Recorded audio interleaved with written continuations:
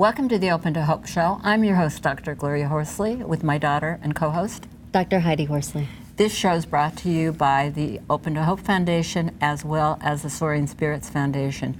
Soaring Spirits is a great organization for spouse loss with Michelle Neff Hernandez. If you go to her site at soaringspirits.com, you'll find a lot of information on spouse loss.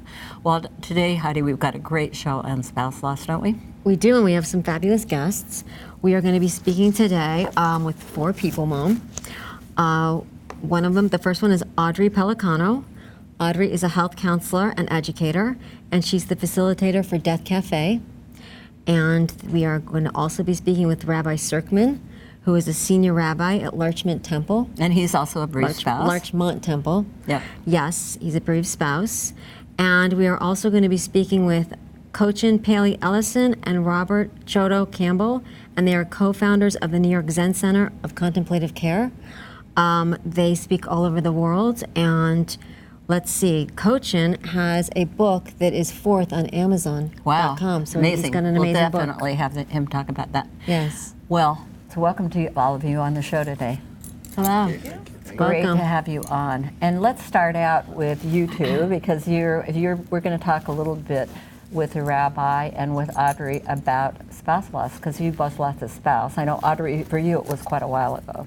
It was my baby's 25, so it was 25 years ago that Joe died. And you had 4 kids. I did. I had a 2-year-old, a 2-month-old, a 2-year-old, a 4-year-old, and a 6-year-old. Wow, that's a lot. 4 children in 6 years, which is what my mother had also, 4 children in 6 years. God bless you. But that's a lot. You've got 4 little kids, and then all of a sudden you find yourself without a husband. Well, it was sudden, because death is sudden, no matter how much you know may happen. But Joe was diagnosed with leukemia 6 months after we were married. We made the choice to live life, to be a family, and create a family. Yeah. But unfortunately, we didn't have the miracle we had hoped for, and 7.5 years later, Joe died. Wow. So, but they are my best friends now, all grown up. Been through a lot together. And Rabbi, your wife died how long ago? A year and a half ago. So it's still fresh Yeah. and new and challenged. And the process of grieving and embracing life is a journey. And so it still feels as if at moments it sort of just happened, and at other moments you sort of you were masters at compartmentalization, and just in dealing, and also life gets busy. Yeah. Right. But it is a little bit of a roller coaster ride. I know you were a nurse. Yes. And you're a rabbi, and so I was a nurse, and I know you're into the profession. Heidi's a psychologist. You're into your profession. You think you know what's going on. You've worked with grief and loss. You've worked with families. You've counseled them. Yeah. And all of a sudden, is it different when it happens to you? It is, and I think in Joe's death, I think it's just made me so much more empathetic. Something that even though I felt, I think I'm very empathic, but after going through that experience, and even 25 years later, still feeling just a connection with people having to go through grief and loss. Susan and I met when she was 7, I was 8. We grew up together. We were high school sweethearts, so we knew each other forever. Sort of very soulmate connected.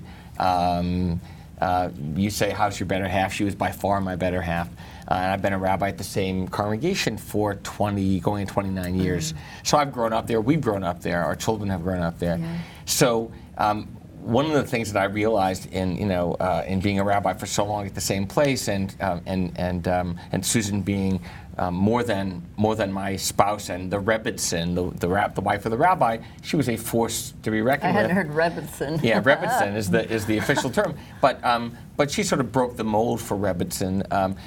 Is that I thought, with going through this after counseling so many people and being there in the throes of loss, that I would write a book.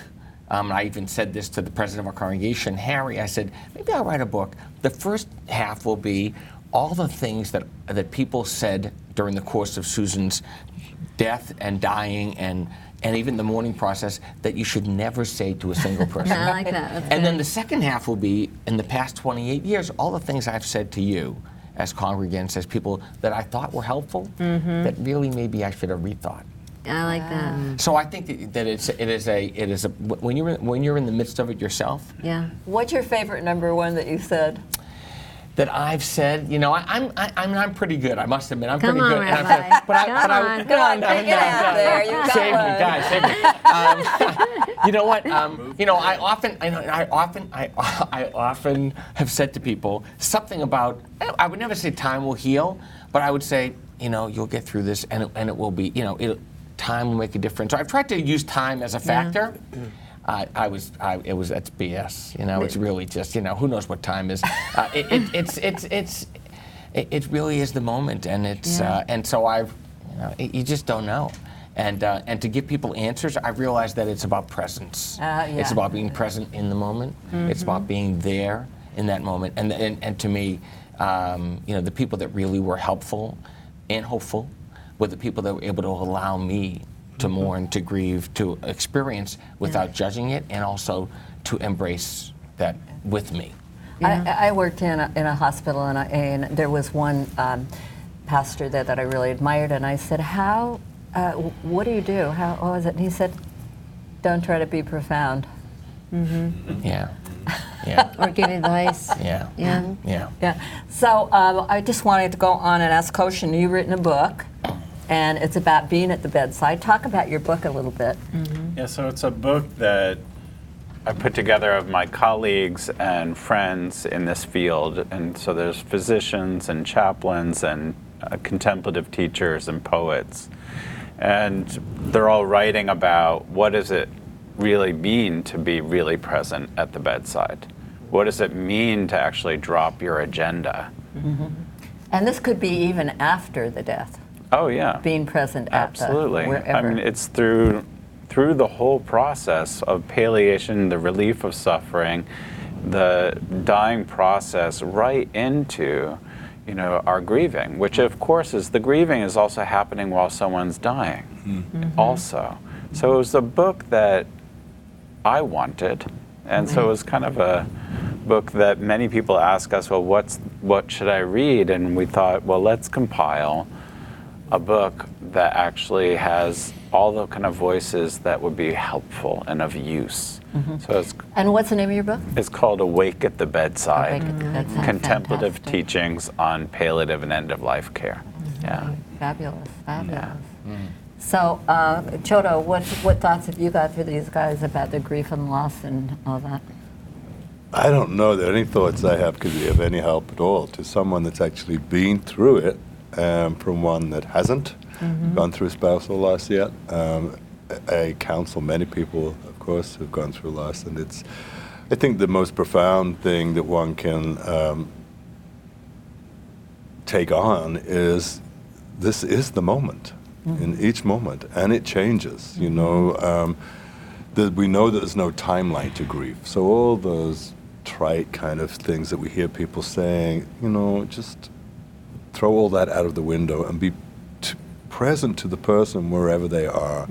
We have someone in our community right now who's going through unbelievable losses, her partner, her son, and her dog, all within 3 months. And there's no platitude that's going to make this person feel better right now. We have to hold her, we have to just support her and Love her. Well, and I like that. I think that's a lot. It's like, okay, we're here for you. You're not going to be alone. We're going to get through this together as a community, as a unit, as a team. Exactly. And, it's going to happen 1 minute at a time, 1 day at a time. But we're going to take this journey with you. Right. And, we don't want to feel isolated and alone. It's scary. But to know that there's people that are lifelines for us as we're trying to take this journey out of the darkness and into the light is really powerful. What you're doing is very powerful. Yeah, it's great work. And, there are times when a grieving person wants to be alone. Right. They That's just a good point.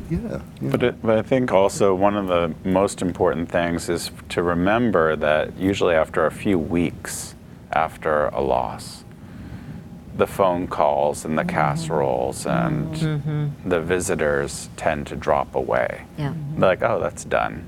We went through that. Yeah. And for the grieving person, it's not over. Yeah. And I remember, going through a great loss in my own life. When my grandmother died, there was 3 people who kept asking, how are you? And I knew what they were asking. And I so appreciated that. And they kept doing that for years. That's amazing. Oh, I love it for years. Sometimes the real work of grief happens when everybody's gone. Right. And then it really hits you. Right. The permanence and the fact that you're grieving not only for the person that died, but for the future that you no longer will have. Right. Yeah. And Audrey, you were talking about you didn't really hit you for 5 years, or how many It was years? about 6 years. I was so busy with 4 children and trying to figure out what was Rabbi's life looking now. and saying, How did you do this? No, we have 4 children. No, wow. so Oh, okay. I know about 4 children, but Yes.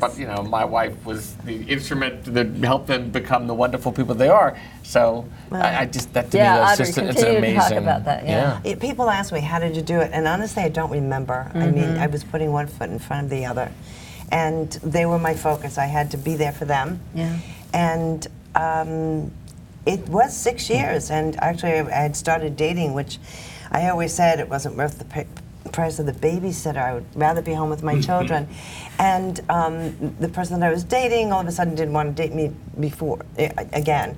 And not that I had never had somebody, stop seeing me. I was absolutely devastated that this person was no longer going to be in my life. And it was about after 6 months, but it was really the first time that I started to have feelings, some kind of a connection since Joe had died. And I actually called him and thanked him because I had no idea that I hadn't dealt with my grief and my loss. He didn't know what to say to me, but I had to thank him because I don't know when I would have had that realization. And of course I didn't date again for years, but then I was able to recognize I've got to get through this. I have to feel what it is, which hurt like hell. Yeah. Cry with my children, which we did, and just see. Yeah. But I'm thinking back now, you're just a year and a half out, and you were talking about 5 years out, and I'm thinking that it's okay. I mean, when you were ready, you did, and when you're ready, But because you everybody will, puts and who time knows? frame, because and it showed us that everybody puts, Judaism puts a time frame. There's Shiva, which is the 7. Yeah. Then there's Shaloshim, which is the 30-day period. Then there's the year, the Yort site, the year anniversary time. So, I have this most loving, wonderful congregation in the world. I'm the luckiest rabbi in America, as I always say. So, Larchmont Temple said, when Susan was diagnosed, it was sort of going to be, we knew the final diagnosis was it. The president of my congregation said, don't come back. We don't want to see you. And it was 4 months later before I came back. That's And it's an 825, 30 family congregation. This is not a small job for the folks to deal with. But after Susan passed away, when she died, January 8th last year, I said, I'm going to stay out for Shloshim. I'm going to stay the 30-day period at home just to be. And so I grew a beard, which is not easy for me to do. I'm jealous. And I didn't shave. And I walked around, and nobody, this is great, nobody in the community talked to me. Nobody in the community, they knew it was alone time. Every day I would receive hundreds and hundreds, if not more, notes of condolence and consolation and comfort. And I would write back, and I'd go to the post office, and I'd get a cup of coffee and back. It was a daily routine. And it was this wonderful period of, Reflection? the rabbi who's always there for everybody else, is able to just climb inside. And I would walk in the house and break down, and now and then I still do that, But it's kind of like you took an existential journey. Existential in a is a way, good because term. I remember when my brother died, I took an existential journey, and when I was on it, and I went on an Outward Bound program, and I went on a 3-day solo. Wow. While I was on the solo, I was like, what am I doing here? What is the meaning of my life? And I knew I needed to find a meaning for still being here. And it was the beginning of figuring out, why am I still here? What is my purpose? I knew if I could find the meaning and purpose eventually, the everyday how would not be as difficult. And what's wonderful is, people ask me how I'm doing all the time. I'm in a very connected, small community of 800 plus households, and so they're always asking me, how you doing, how are you, all the time. And I realize how I'm doing because I teach all the time. So I teach 7th graders, I teach 10th graders, I teach 11th and 12th graders, I teach adults. But it's in the teaching and in the transmission of studying Martin Buber, who's a great Jewish existentialist, who says you have to be in the moment. And when you're in a relationship with somebody that's really I, thou, it's transformational, and that's the closest you're ever going to get to God, or maybe that is an experiencing of God's presence.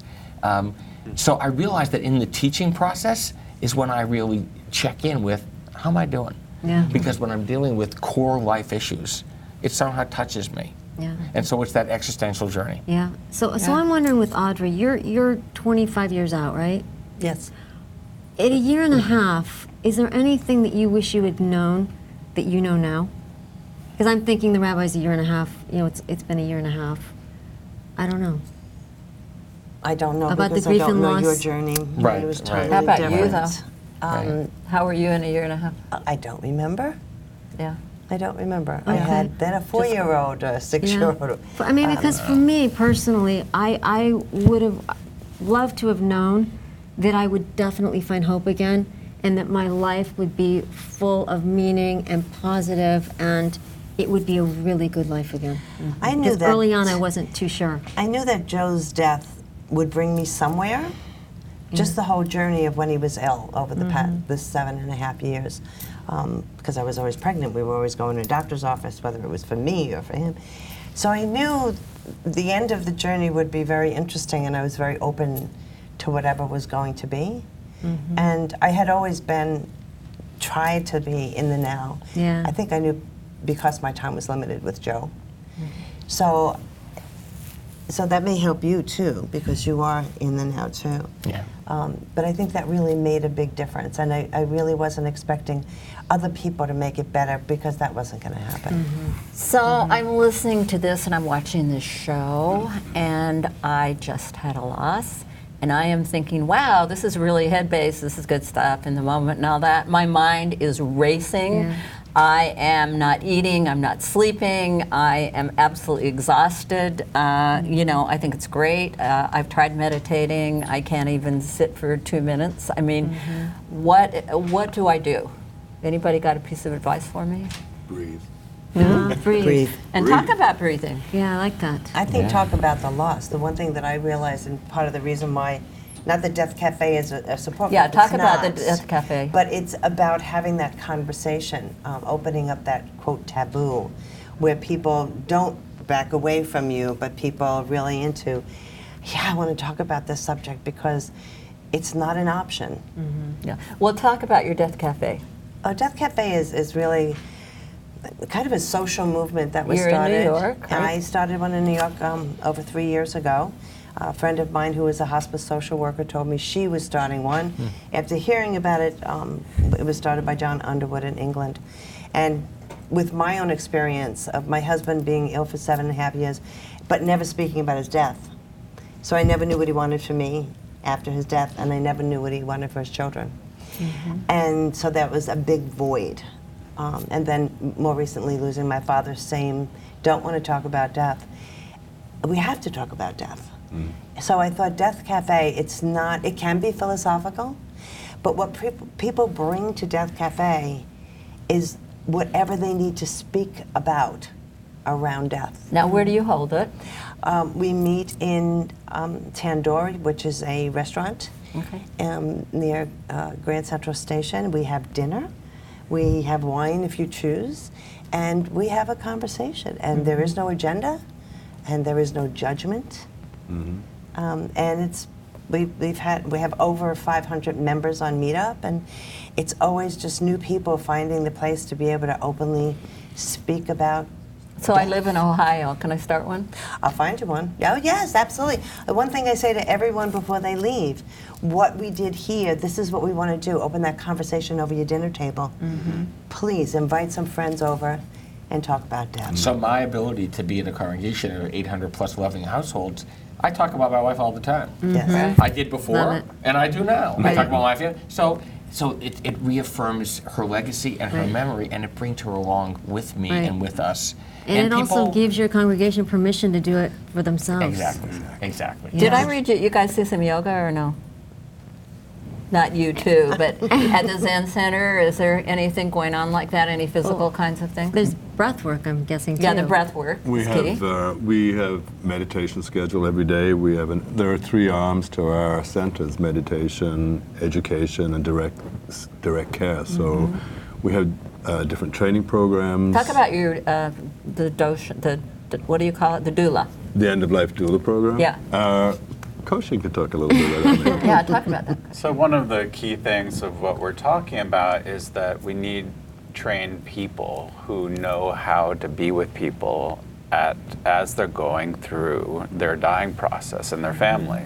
And so we started a contemplative end-of-life care doula program. So for people who want to really be present, both for themselves and for others, so that they be available to go to someone's home or a hospital or a hospice and to sit with them and to be with the family to really explore exactly the kind of questions that you and your husband weren't able to have, but while they're still alive.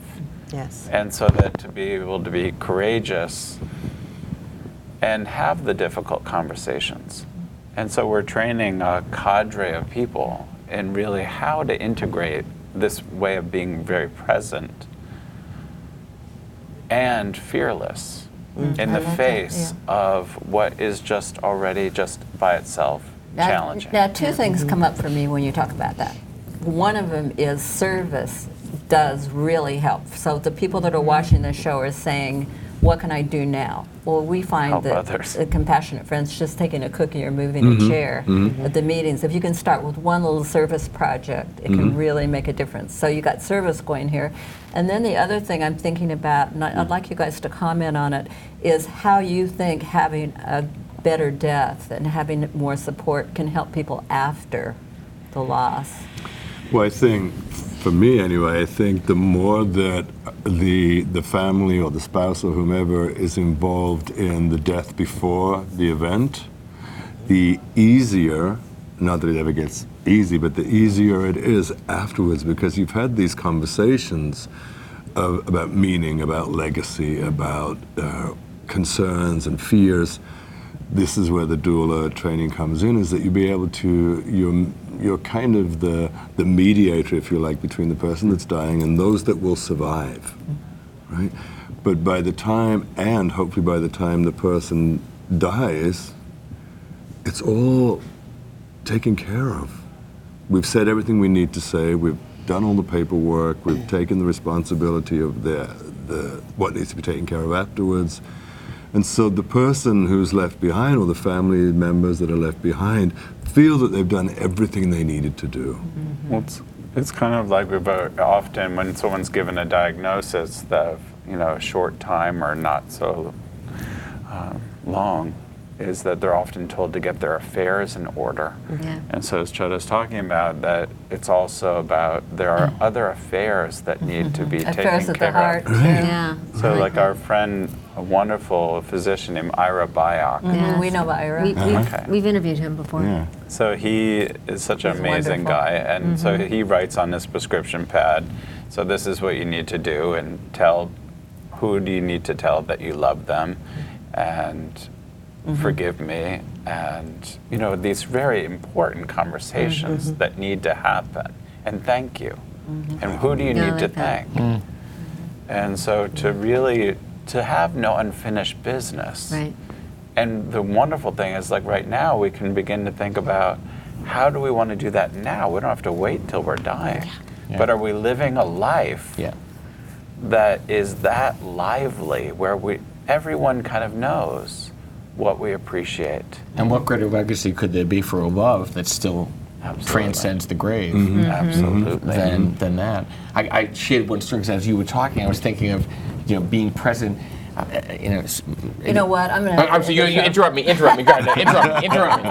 This is a rabbi. This is a rabbi. Because he's talking about being present. No, go ahead. No, please. It's a rabbi story. It's a rabbi story. I want to thank all of you for being on the show today. It's just been great, and what great information. I'm the rabbi and two That's fine. Buddhists. You're all lovely people, and thank you so much. And thanks everybody you. for watching Thank the you. show today.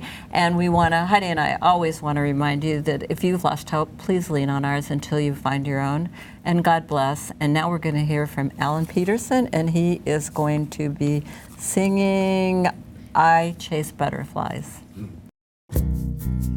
This road gets lonely since you've been gone. The only thing to console me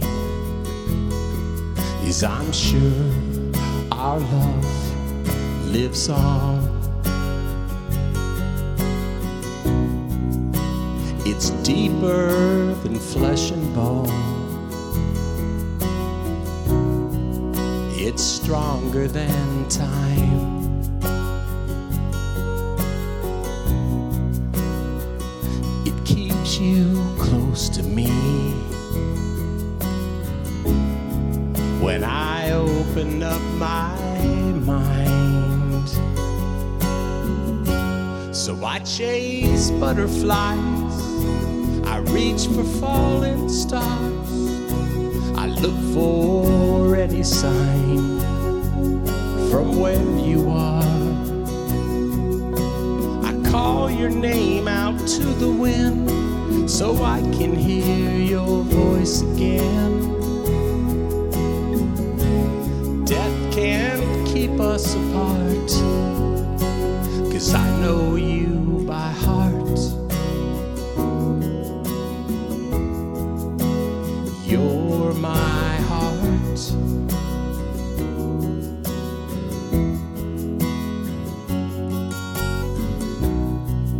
People think I'm crazy,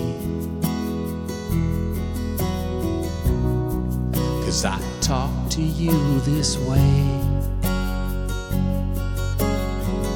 Oh, but you amaze me with the words I feel you say. You're the inspiration that keeps me strong. I know you're just beyond my touch.